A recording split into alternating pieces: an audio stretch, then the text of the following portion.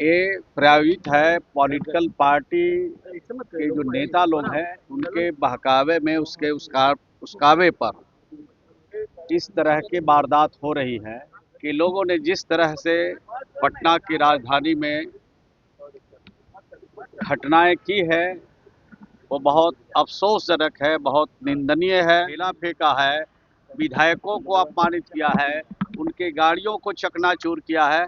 तो जो लोग इस कृत्य को किया है उनके खिलाफ कानून के हिसाब से सरकार पहले भी कार्रवाई की है और अब भी जो करेंगे उनके खिलाफ कार्रवाई है। वो काम बेमिसाल है। जो काम नीतीश कुमार जी ने अधूरा छोड़ा था उस काम को पूरा करने में पूरी सरकार अपनी क्षमता, अपनी तासीर को लगा के काम कर रही है। नमस्कार, आप हैं न्यूज़ स्पोर्ट नेशन पर। मैं आपके साथ अभिजीत सिंह। कल छात्रों के द्वारा एजुकेशन सिस्टम को लेकर खूब प्रदर्शन किया गया। दिल्ली से लेकर पटना तक प्रदर्शन देखने को मिला।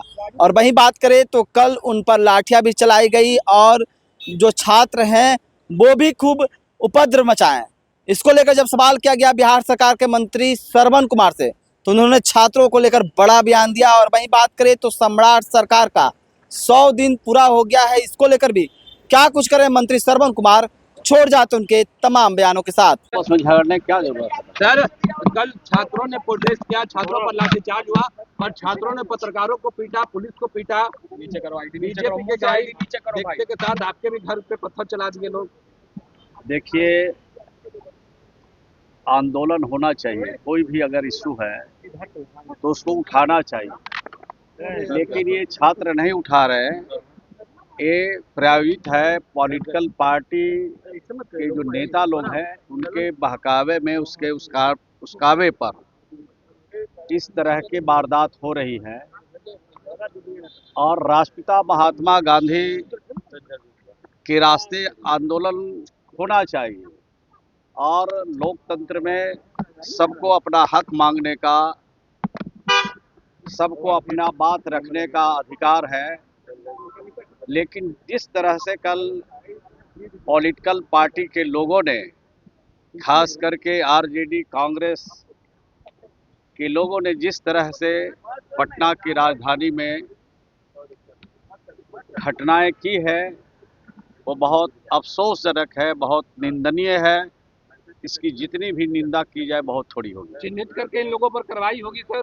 तो कानून बिहार में अपने हिसाब से काम करता है, न किसी को फंसाती है ये सरकार और न किसी को बचाती है। अगर पत्रकारों को पीटा है, पुलिस वालों को पीटा है, राह चलते लोगों को पीटा है, किसी के घर पर ढेला फेंका है, विधायकों को अपमानित किया है, उनके गाड़ियों को चकनाचूर किया है, तो जो लोग इस कृत्य को किया है उनके खिलाफ कानून के हिसाब से सरकार पहले भी कार्रवाई की है और अब भी जो करेंगे उनके खिलाफ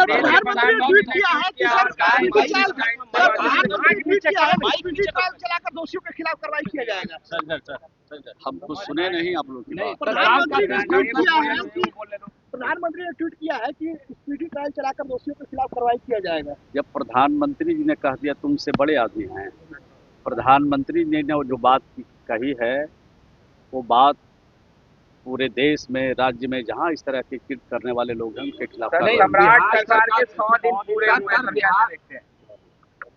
सम्राट सरकार के 100 दिन जो पूरे हुए हैं वो काम बेमिसाल है।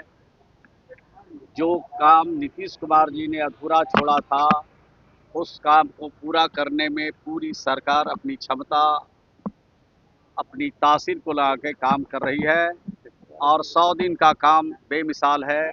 अपने बिहार के लोकप्रिय मुख्यमंत्री सम्राट चौधरी जी को शुभकामना देते हैं, बधाई देते हैं या और बेहतर तरीके से आगे बढ़े, राज्य को और ऊंचाइयों पर ले जाए। सर, एक सवाल है, विपक्ष के लोग सवाल उठा रहे हैं कि इतने मात्रा में छात्र जमा हो रहे थे, सरकार का आईबी सीआईडी सब फेल हो गया, सरकार का तंत्र फेल हो गया, क्यों नहीं पता कर पाया कि बच्चे इतने मात्रा में जमा हो गए? बच्चे नहीं थे, ये पढ़ने लिखने वाले लोग नहीं है।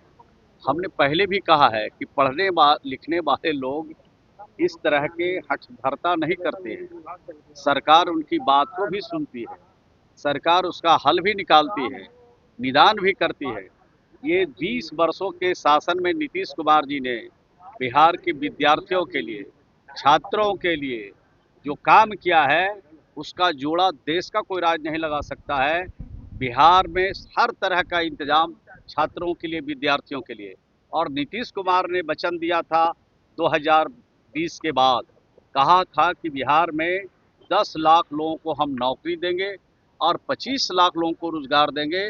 तो 10 लाख से ज़्यादा लोगों को रोजगार दिया और 40 लाख के करीब लोगों को रोजगार दिया और 10 लाख से ज़्यादा लोगों को नौकरी बिहार में दिया। और फिर 2025 चुनाव से पहले कहा था नीतीश कुमार जी ने कि बिहार के लोगों को 1 करोड़ नौकरी और रोजगार देंगे। उस दिशा में कार्रवाई जारी है, पहल जारी है। लोगों को भरोसा रखना चाहिए, विश्वास करना चाहिए। बिहार की सरकार सबको की तरक्की के लिए और खास करके जो बेरोजगार लोग हैं उनके लिए विशेष तौर पर काम कर रही है। सवाल ये है कि सिस्टम फेल कर गए तभी तो आईडी सीआईडी पता नहीं कर पाए। नहीं, सिस्टम फेल नहीं करते। देखिए, अगर कोई व्यक्ति एक एक करके कहीं जा करके 100 लोग जमा हो जाते हैं तो उसको फेल नहीं कहा जा सकता है। लेकिन जिस तरह से यहाँ पर कल उपद्रव किया गया है वो किसी भी कीमत पर सहनीय नहीं है।